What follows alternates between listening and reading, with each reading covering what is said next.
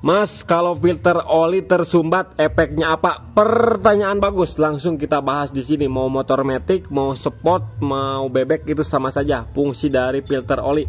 Oke, ini kita bahas dari motor matic terlebih dahulu. Nah, letak filter oli matic motor Beat itu di sini. Ya, dan posisinya seperti ini. Jangan sampai kebalik seperti ini ya, itu amburadul. Karena percuma kepakai filter juga nih. Ini filternya, kemudian di sini kalter. Kemudian dari oli yang disimpan di kalter ya seginian nih, dia masuk ke sini teman-teman. Nah, ini kalter yang satunya lagi nih, kalter yang satunya lagi. Nah, lihat segini. Kemudian si oli yang tertampung di sini rada dimasuk ke sini nih, masuk ke sini ada lubang. Nah, masuk ke sini ada lubang tuh ya, bolong. Tuh. Bolong. Tuh bolong ya. Nah, kemudian disedot. Kayak sanyo ya. Nah, lihat di sini ada lubang. Ini lubang nih. Nanti disedot dari sini. Nah, ini filternya nih. Nah, filternya di sini untuk menyaring kotoran ya. Kalau misalkan tersumbat berarti gimana nyedotnya ya. Nah, ini filternya, saringan ini ya, saringan kesedot ke situ. Nah, ini pipanya ya. Nah, ini pipanya nih. Pipanya. Kemudian dia nyambung ke crankcase yang satunya lagi nih. Nah, ini pipanya juga. Set. Nah, ini tembusnya di mana? Dari sini ada tembusan ke atas. Ini bekas bikin lubangnya nih. Nah, ke atas ini ditutup. Dibor lagi ke atas, mentok di sini. Nah, di sini timbul ke sini nih, masuk ke sini. Nah, ada yang namanya gigi pompa oli. Nah, kita lepaskan. Nah, ini gigi pompa oli. Ini gigi yang berputar, nanti bisa nyedot ini ya. Nah, ini fungsi dari pompa oli.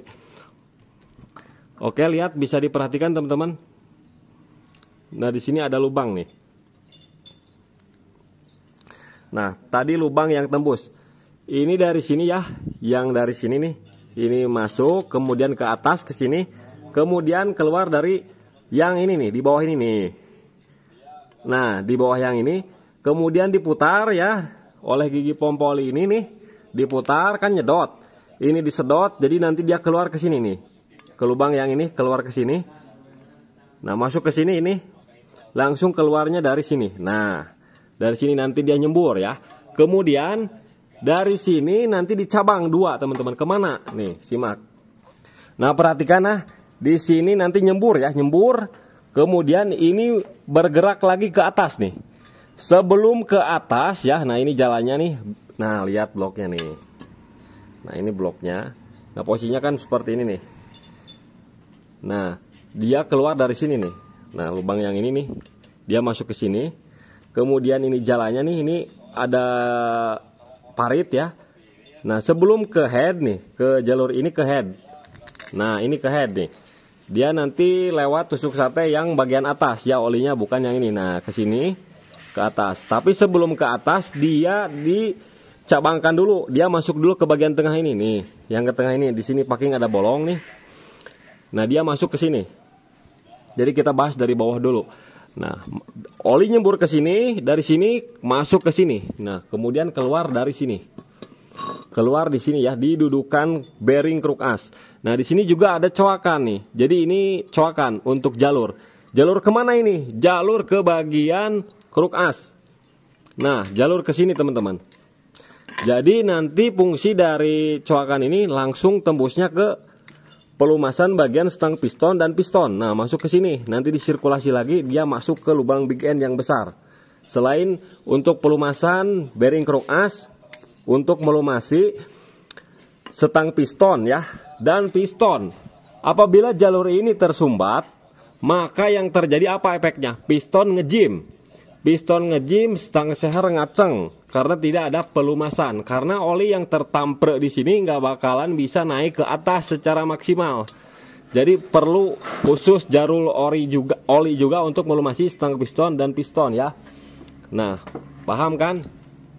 Dari sini masuk, dari sini keluar, masuk ke sini, blast, diputar, masuk ke stang seher, kemudian melumasi stang piston. Melumasi stang pistonnya dari mana? Ini dari stang seher nih, lihat nih, coakan nih. Nah, ini coakan stang piston ini sebagai melumasi. Sekali lagi, suara gandeng. Nah, coakan ini nih dia nyemburin oli sampai mapai ke setang piston. Oke, lanjut. Nah, jadi si oli dia nyembur ke sini nih, mapai ke sini, bisa juga kalau RPM tinggi ini jadi muncrat kayak air mancur nih. Nah, ini bisa melumasi piston, dinding piston. Nah, dari kedua lubang ini dia mancur ataupun mapai ke sini ngeng ya. Nanti juga bisa melumasi. Nah, ini jalan ataupun nyemprot juga ya. Nah, jadi sampai di situ untuk yang bagian tengah ya, untuk melumasi bearing keruk as, kemudian big end, stang seher, dan piston. Nah, kemudian bearing yang ini ngelumasinya dari mana nih? Nih, ini kan posisinya di sini ya. Dan rapat, pasti rapat ya, nggak ada celah juga dari sini. Nah, jadi ini supply olinya dari head, teman-teman. Diputar, dinokan as, nanti keluar ya, keluarnya ke sini nih, ke samping. Nah, ke samping dengan rantai keteng dia bisa menciprati bagian ini, bagian bearing. Nah, bagian bearing kruk as ini ya, dia bisa menciprati. Makanya banyak seal yang bocor, yaitu hasil dari oli dari atas ke bawah. Seal bocor, kalau misalkan sealnya rusak kan bocor keluar ya, melubari CVT. Nah, dia juga bisa nyiprat ke bearing-bearing untuk melumasi bearing ini. Nah, ini bentukan headnya ya. Nah, dia masuk dari sini, kemudian keluar melumasi noken as, rocker arm, dia nyiprat keluar langsung ke bawah lagi, ke bawah dan ke sini, kemudian turun lagi ke bawah nih, melewati lubang ini nih, turun lagi ke bawah ke sini, terus aja diputar lagi.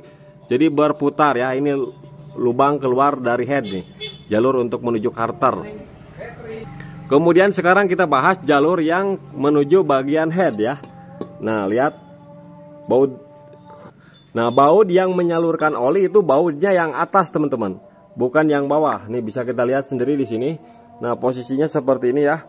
Nah, ini mah nggak ada pengaruhnya baut yang ini mah, cuman yang ini aja dari lubang ini masuk ke atas. Nah, dia langsung masuk ke sini, lewat ya, contohnya seperti ini nih.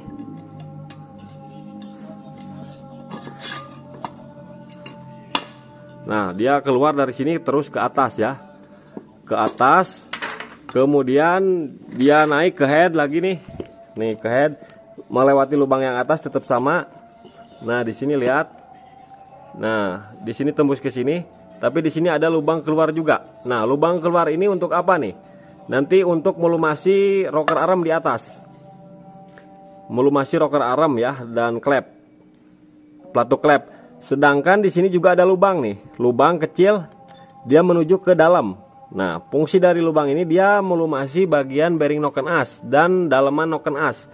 Nah, kemudian nanti keluar dari sini. Jadi di sini ada dua cabang. Nah, ini kan dari sini dia masuk ke sini, teman-teman. Nah, ke sini nih, masuk ke sini, kemudian masuk lagi ke lubang kecil. Kemudian di sini ada keluaran lagi lubang kecil nih. Nah, lubang kecil ini bisa nyemprot, teman-teman, nyemprot ataupun nyiprat ya, nyiprat ceret ke di sini, ceret, nanti dia turun ke bawah. Nah, melumasi rocker arm dan plato klep ini. Nah, selain dari, jadi dua cabang ya, di atas juga dua cabang, di sini dua cabang ya. Jadi perlu dipahami. Nah, ini ke dalam satu ada liang tuh ke dalam, ini ke noken as. Kemudian setelah cipratan di sini dia dikeluarkan lagi ini ke sini. Nah, ke bawah sini, kemudian turun ke bawah, turun ke sini, turun lagi ke carter. Jadi seperti itulah untuk informasi pompa olinya ya. Kalau misalkan ini tersumbat, otomatis ngejim karena nggak ada pelumasan di bagian piston, teman-teman ya. Dan di bagian head juga pasti rusak karena ini salah satu utama nih, saringan utama ya. Jadi harus dicek setiap berkala apakah tersumbat atau tidak, supaya supplier oli ataupun jalur oli maksimal dan lancar. Terima kasih.